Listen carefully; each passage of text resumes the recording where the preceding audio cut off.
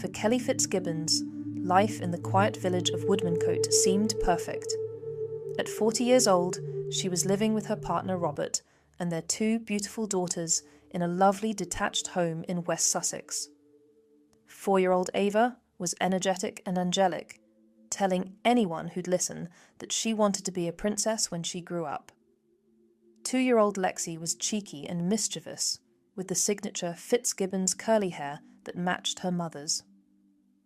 Kelly worked as a part-time legal secretary and spoke to her identical twin sister Emma every single day. Her Facebook bio said simply, "Totally in love with my baby girls." To the outside world, they were a happy, loving family. Kelly's social media showed smiling faces, family days out, and precious moments with her girls. But behind those perfect posts lay a darker reality that Kelly never shared with anyone, not even her twin sister.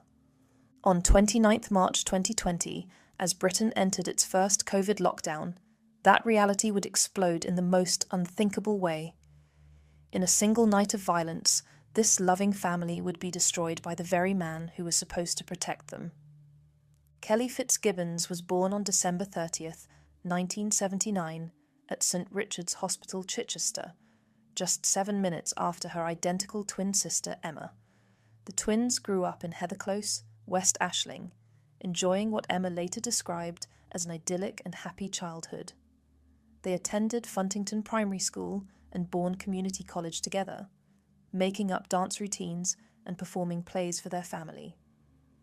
A 1996 home video shows the inseparable twins dancing to the Spice Girls' Wannabe. Kelly had longed for children for years, and when Ava and Lexi arrived, they became her whole world. She was described universally as kind, caring, funny, and always smiling.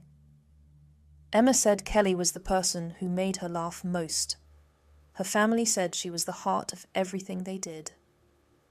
Robert James Needham was 42 years old, a self-employed builder who ran R.J. Needham Building Services from Duffield Lane, Emsworth. Those who knew him described a quiet, thoughtful man who was always there to help when needed. His family called him a quiet and thoughtful son and brother. Ava was said to be a real daddy's girl. The couple had been together for over a decade and lived at Duffield Lane in Woodmancote with Robert's 77-year-old mother, Maureen, who owned the property. Robert, Kelly, and the girls lived rent-free in their section of the house, whilst Robert worked on building an extension for the family. The house, valued between £500,000 and £600,000, had previously been used as a care home run by the family. They seemed to be doing well financially. Just 25 days before the tragedy, on 4th March 2020, they had purchased their second buy-to-let investment property. They had restructured their mortgages so that rental income from their first property covered both. To everyone who knew them, they appeared to be a happy and loving couple planning for the future. But appearances can be deceiving. What emerged later would paint a very different picture of life behind closed doors. Robert's building company had been dissolved in October 2019, 5 months before the killings, leaving him as what one witness described as an out-of-work builder. Financial pressures were mounting. The couple had borrowed approximately £20,000 from Maureen. Kelly had £3,000 in credit card debt. Robert owed £14,000 on a bank loan. Text messages examined during the subsequent investigation revealed troubling dynamics in the relationship. Kelly's messages showed that Robert was prone to anger and shouting. In one exchange, Kelly asked him to be civil in front of the girls. She told him she dreaded coming home. She asked him not to bang the door and shout. In another message, she said she was getting out of his way because she could see how angry he was. Robert regularly spent days away from the family, leaving Kelly to manage the young children alone. The messages painted a picture of a woman walking on eggshells around her partner's temper. Most significantly, on 5th of February 2020, Kelly sent Robert a WhatsApp message that would prove chilling in hindsight. She wrote, "I think we should have a break and see how we both feel." Robert responded, "If that's how you really feel." The couple reportedly agreed to a trial separation to try to repair their relationship. But Kelly never told anyone about these problems. Her identical twin Emma later said, "Kelly had never told me Rob was violent towards her and the girls in any way. I thought life was good." This silence would prove to be tragically significant.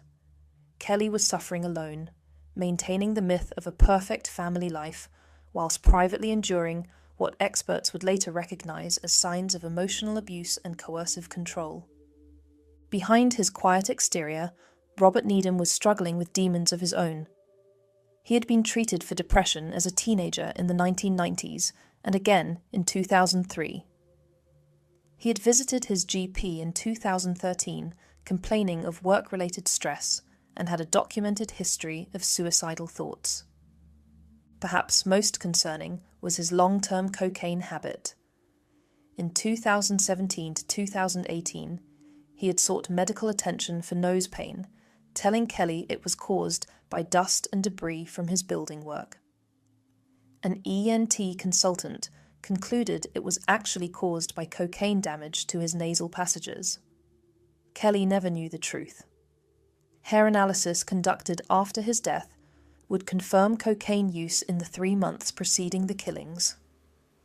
In the days leading up to the murders, Robert had made 3 unsuccessful attempts to purchase cocaine. In 2016, Robert Needham had successfully applied for a shotgun license.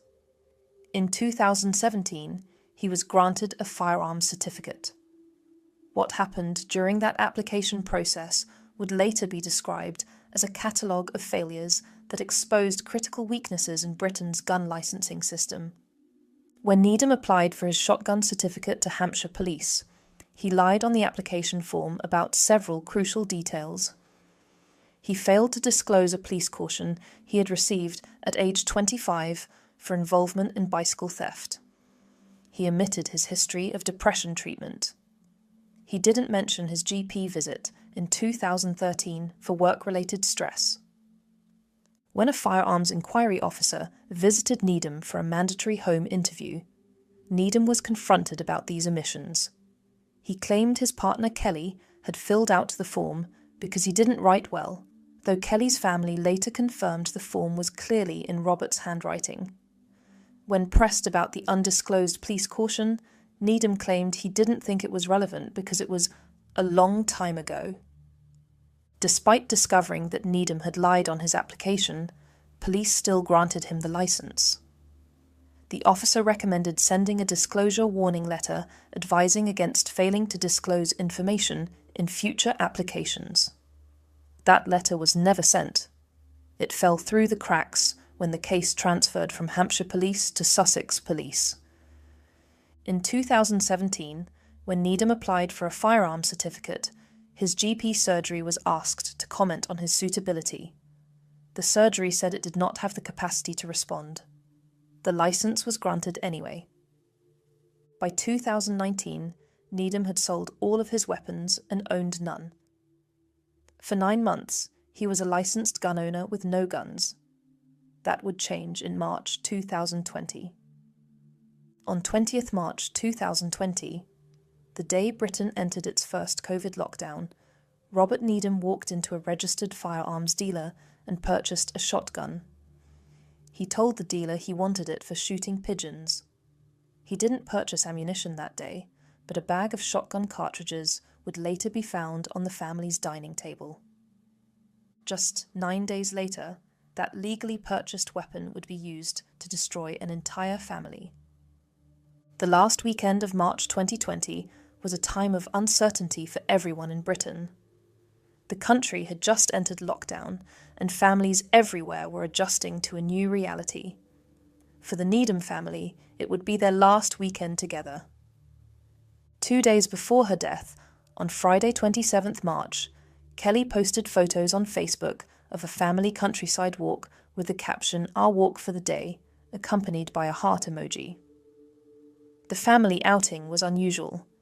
Robert rarely joined in such activities, preferring to stay home or work. The next day, the family ordered a Chinese takeaway. The delivery driver who brought it to their door would be the last person to see them alive. That evening, Robert participated in what his half-sister later described as a relaxed FaceTime call at approximately 6:20 p.m. Nothing seemed out of the ordinary. The children were put to bed after the call. What nobody knew was that earlier that day, Robert had been assembling a playhouse in the garden for Ava and Lexi. He was putting together something his beautiful children would never get to play in, knowing they would never see another day. During the evening, Robert made small charitable donations to the Red Cross and shelter, behaviour that was completely out of character for him.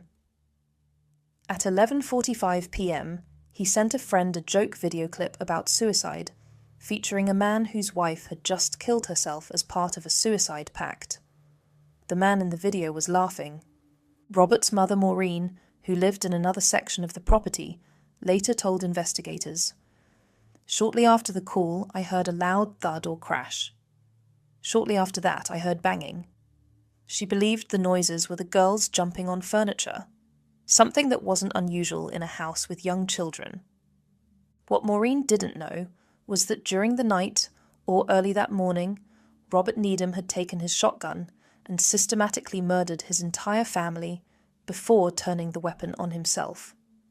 It would be almost 24 hours before anyone discovered what had happened. By Sunday evening, Kelly's family was becoming concerned. She hadn't been answering her phone, and this wasn't like her. Kelly spoke to her twin sister every single day without fail. The silence was troubling. At approximately 6:45 p.m. on 29th March, Kelly's uncle, Ronald Peacock, arrived at the property after being contacted by Maureen, who was also worried about the family's welfare. When no one answered the door, he decided to investigate further. Peacock climbed through an open window into the couple's bedroom. What he found inside would haunt him forever. Both girls, Ava and Lexi, were lying side by side under the duvet in their parents' double bed, wearing their pajamas. Kelly was on the floor near the bedroom door. Robert was in the hallway with the shotgun pointed at his head. The family's Staffordshire Bull Terrier, Billy, was also dead. Peacock immediately called 999. Within minutes, the quiet village of Woodmancote was swarming with police vehicles and ambulances, but it was far too late to help. Sussex police launched a murder investigation designated Operation Cotton. The scale of the tragedy shocked even experienced officers. Detective Chief Inspector Charlotte Rimmer led the investigation into what would become one of the most thorough examinations of a domestic homicide in recent British history. Post-mortem examinations conducted on 2nd and 3rd April revealed the full horror of what had occurred. The ballistics expert who attended the scene was able to determine that 6 shots had been fired and all had hit their intended target. There was no struggle between two parties with the weapon. All the evidence suggested that Kelly was taken completely by surprise at Robert's actions. The investigation revealed crucial details about the timeline. The killings had occurred sometime after the FaceTime call on Saturday evening, but forensic evidence suggested they may have happened in the morning. What was certain was that Robert had killed his partner and children before taking his own life. The full inquest was held at Horsham Coroner's Court from 11th to 15th July 2022, presided over by Assistant Coroner Bridget Dolan QC. Police officials admitted that Robert's application for a gun licence would not have been approved under current guidelines. The coroner was scathing about the lack of scrutiny, noting there was no record of any probing of his rather limp excuses. The coroner concluded, "The only person who is responsible for the deaths of his family is Robert Needham." But she also admitted something that would haunt the family. "I'm so sorry this inquest has not been able to answer why this atrocity happened." Kelly's identical twin sister, Emma Ambler, refused to let their deaths be in vain. She established the Kelly Fitzgibbons Foundation and campaigned tirelessly for stricter gun laws. Emma met with Home Office ministers, including Jess Phillips and Dame Diana Johnson. She appeared on BBC Breakfast and ITV News multiple times, became a trustee of the Killed Women charity, and attended the House of Commons to discuss licensing changes. Her demands were clear: refuse licences to applicants who lie, deny licences to those with recurring depression, implement annual reviews instead of 5-yearly ones, and require mandatory GP reporting of health changes. Emma said, "If he hadn't got a firearms licence, it's likely our family would still be alive today." When she launched a fundraising campaign for a memorial bench seeking £800, donations reached £7,430. The bench was installed at Bosham Football Club, where the twins had spent their childhood. In August 2025, Emma's years of campaigning finally bore fruit. The Home Office announced comprehensive reforms to firearms licensing that explicitly cited Woodmancote. Policing Minister Dame Diana Johnson stated, "The events in Woodmancote in 2020, Plymouth in 2021 and other cases provide a tragic reminder of what can happen when these weapons are in the hands of the wrong people." The reforms included requiring 2 referees for shotgun applications instead of 1, making any evidence of dishonesty grounds for refusal, and mandatory interviews with partners and household members. Responding to the changes, Emma said, "I'm really pleased that the government is strengthening the current firearms licensing guidance. These changes are very welcome, and it is pleasing to finally feel listened to after 5 years of campaigning to make the system safer." Kelly Fitzgibbons was born 7 minutes after her twin sister and lived her life devoted to her daughters. 4-year-old Ava Needham wanted to be a princess when she grew up. 2-year-old Lexi Needham loved to snuggle up for cuddles and story time. They deserved so much more than the violence that ended their lives. In memory of Kelly, Ava and Lexi, may they never be forgotten.